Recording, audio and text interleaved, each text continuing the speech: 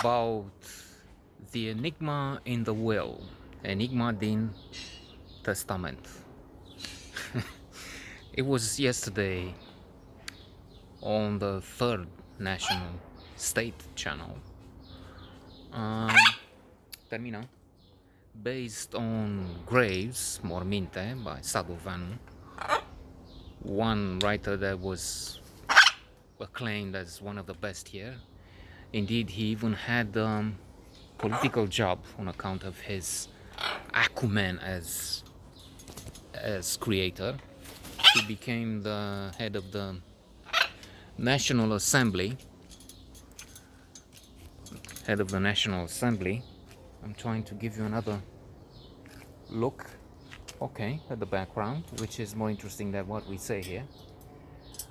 But in the communist days, so in other words, he wasn't really worth much as a human being, collaborating with the communists. Alas, if we look at this work, he didn't amount to the magnificent level as a writer.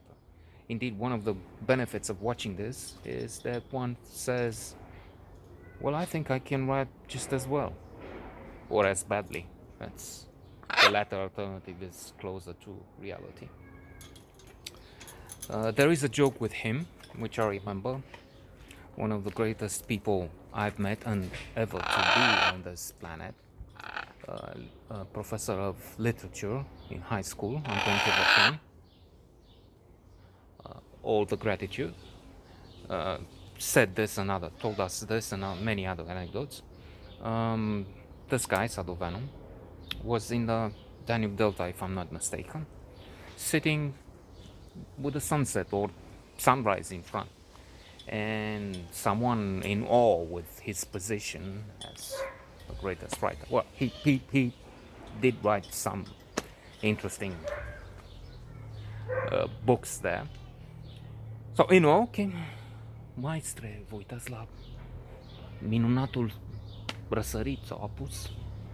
Maestro, you're admiring the divine sunset.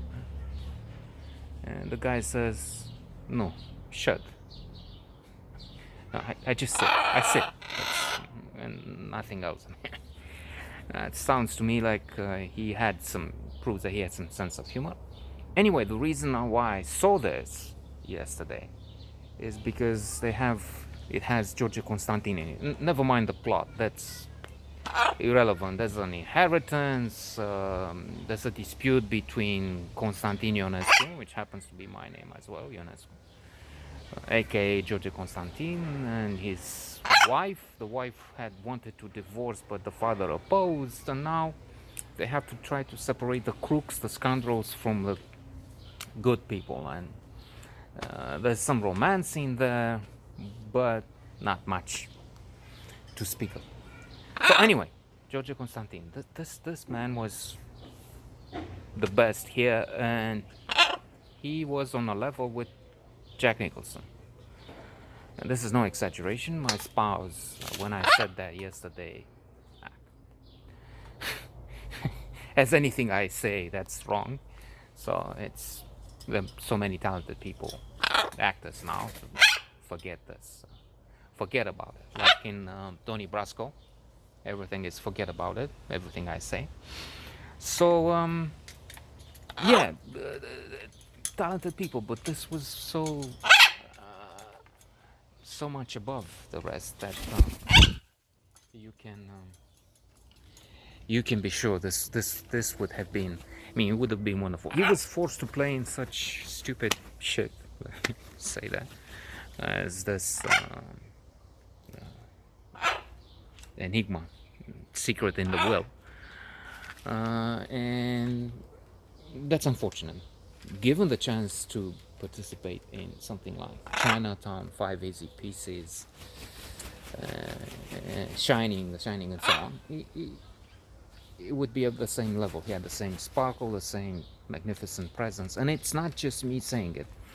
I have a book about him, and in that they said about they mention the visit paid by a prestigious theater from Moscow. I know Soviet Union, but still they had some people they're aware of the talent, as we have this magnificent man here, artist, superhero, and they noticed him. He didn't have in that thing they saw. He didn't have a part really to speak of. But the one they remarked was George Constantin. In the same manner, to make a parallel and say that it's the same caliber, the same stature, the same gods of movies and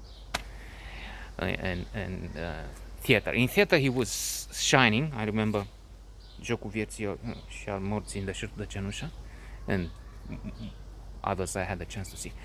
Movies and on screen, not so much, because again they gave him all the worst material. And Jack Nicholson is supposed to have been through the same process. He wasn't really of any relevance when an audition or something was going on. But Robert Evans saw him and said, I want this guy. Jack Nicholson, not the one you want me to see and eventually select.